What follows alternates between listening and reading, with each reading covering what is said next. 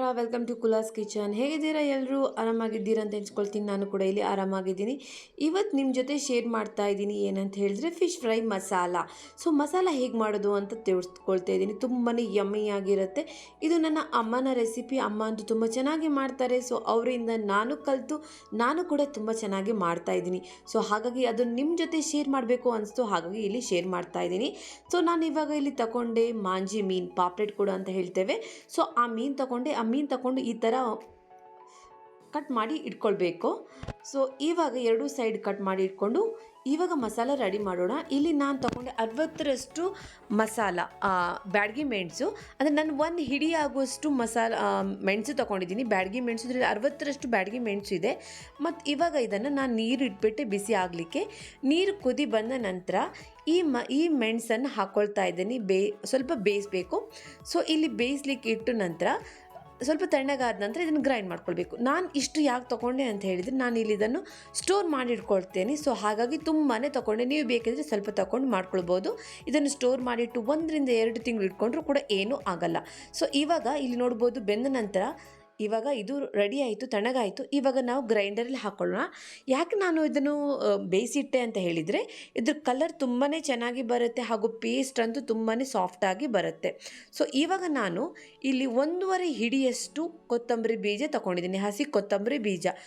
1 ಹಿಡಿಯಷ್ಟು ಮೆಣಸಿಗೆ 1.5 ಹಿಡಿಯಷ್ಟು ಕೊತ್ತಂಬರಿ ಬೀಜ ತಗೊಂಡಿದ್ದೀನಿ. ಸೊ ಹಾಗೂ 4ರಷ್ಟು ದೊಡ್ಡ ಪೀಸ್ ಆಗುವಷ್ಟು ಶುಂಠಿ ತಗೊಂಡಿದ್ದೇನೆ. ಹಾಗೂ 60 ಎಸಳು ಬೆಳ್ಳುಳ್ಳಿ ತಗೊಂಡಿದ್ದೆ. ಯಾಕಂದರೆ ಇದನ್ನು ಸ್ಟೋರ್ ಮಾಡಿ ಇಟ್ಕೊಳ್ತಿದ್ರಿ, ಹಾಗಾಗಿ ನಾನು ತುಂಬಾ ತಗೊಂಡೆ. ಹಾಗೂ 3 ರಿಂದ 4 ಸ್ಪೂನ್ ಆಗುವಷ್ಟು ಅರಿಶಿಣ ಹುಡಿ ತಗೊಳ್ಳಿ. ಹಾಗೂ 2 ರಿಂದ 3 ಸ್ಪೂನ್ ಆಗುವಷ್ಟು ಜೀರಿಗೆ ಜಾಸ್ತಿ ಹಾಕ್ಕೊಳ್ಬೇಕಂತಿಲ್ಲ, 2 ರಿಂದ 3 ಸ್ಪೂನ್ ಸಾಕು. ಹಾಗೂ ದೊಡ್ಡ ಲಿಂಬೆ ಗಾತ್ರದಷ್ಟು ಹುಣಸೆ ಹಣ್ಣು ಹಾಕ್ಕೊಳ್ಬೇಕು. ಹಾಗೂ ರುಚಿಗೆ ಬೇಕಾಗುವಷ್ಟು ಉಪ್ಪು, ಹಾಗೂ ಸ್ವಲ್ಪನೇ ನೀರು. ಜಾಸ್ತಿ ನೀರು ಹಾಕ್ಕೊಂಡು ಹೋಗಬೇಡಿ, ಯಾಕಂತ ಹೇಳಿದ್ರೆ ಪೇಸ್ಟ್ ಅಲ್ವಾ.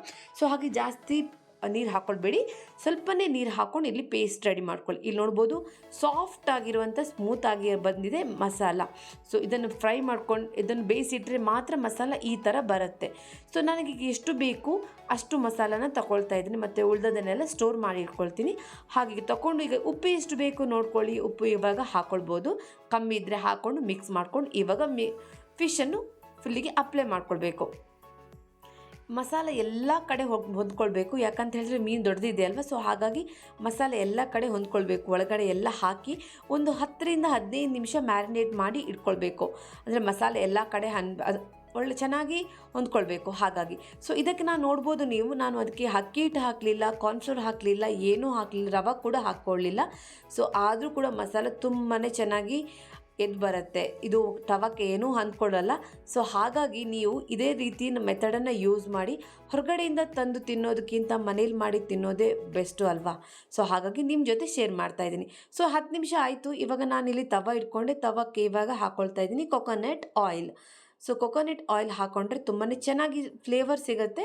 ಸೊ ಹಾಗಾಗಿ ಕೊಕೊನಟ್ ಆಯಿಲ್ ಹಾಕ್ಕೊಂಡೆ. ಹಾಗೂ ಸ್ವಲ್ಪಷ್ಟು ನಾನು ಇವಾಗ ಹಾಕ್ಕೊಂಡೆ ಸ್ಮೆಲ್ ಹಾಗೂ ಗಾರ್ನಿಷಿಗೆ ಬೇವಿನ ಸೊಪ್ಪು ಹಾಕಿದ ನಂತರ ಇವಾಗ ನಾನು ಹಾಕಿದೆ ಮೀನನ್ನು ಸಿಮ್ನಲ್ಲಿ ಇಟ್ಟು ಫ್ರೈ ಮಾಡ್ಕೊಳ್ಳಿ. ಯಾಕಂದರೆ ಮೀನು ದೊಡ್ಡದಿದೆ ಅಂತ.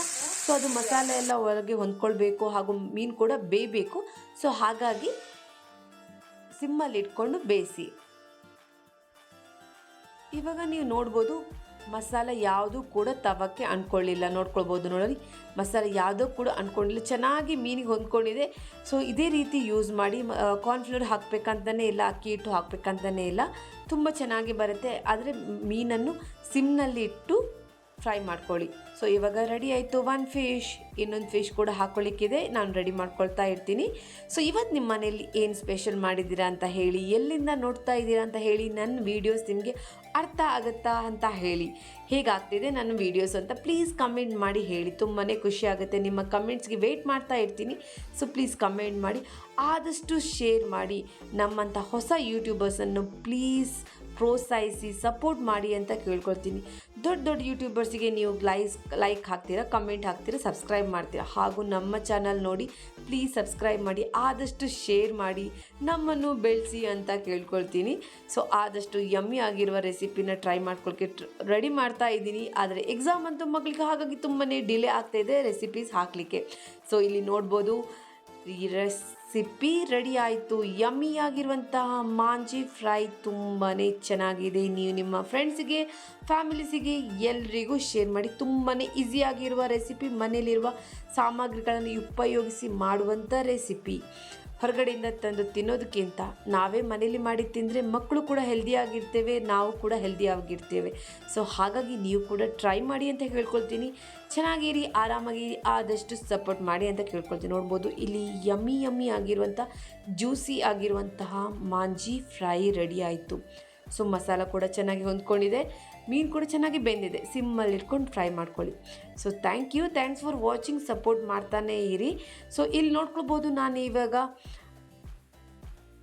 ಜಾಸ್ತಿ ಆದ ಮಸಾಲಾನ ಒಂದು ಟಿಫಿನ್ ಬಾಕ್ಸಿಗೆ ಹಾಕಿ ಸ್ಟೋರ್ ಮಾಡಿ ಇಟ್ಕೊಳ್ತಾ ಇದ್ದೀನಿ. ನೀವು ಕೂಡ ಮಾಡಿ, ಯಾವಾಗಾದರೂ ಗೆಸ್ಟ್ ಬರುವಾಗ ಅವರಿಗೆ ಮಾಡಿಕೊಟ್ರೆ ತುಂಬಾ ಖುಷಿಯಾಗಿರುತ್ತೆ. ಟೇಸ್ಟ್ ಅಂತೂ ತುಂಬಾ ಯಮ್ಮಿ ಆಗಿದೆ. ಕಮೆಂಟ್ ಮಾಡಿ ಹೇಳಿ ಹೇಗಿದೆ ಅಂತ.